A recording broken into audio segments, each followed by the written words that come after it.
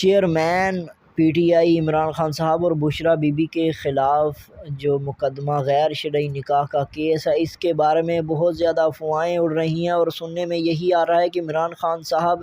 جو کہ chairman P T I ہیں، ان پر 50 لاکھ کا جو ہے وہ ٹیکس لگایا گیا ہے، اور انہیں عدالت نے کہا ہے کہ وہ 50 لاکھ جو ہے وہ بشریٰ بی بی کو دیں۔ تو اس کے بارے میں کیا تفصیلات ہیں، اس کے بارے میں بات کرتے ہیں۔ ڈسٹرکٹ اینڈ سیشن کورٹ کے چیئرمین پی ٹی آئی اور بشریٰ بی بی کے خلاف غیر شرعی نکاح کیس کی سماعت آج ہوئی ہے، اور آپ کو بتاتے چلیں کہ ڈسٹرکٹ اینڈ سیشن کورٹ اسلام آباد میں چیئرمین پی ٹی آئی اور بشریٰ بی بی کے خلاف غیر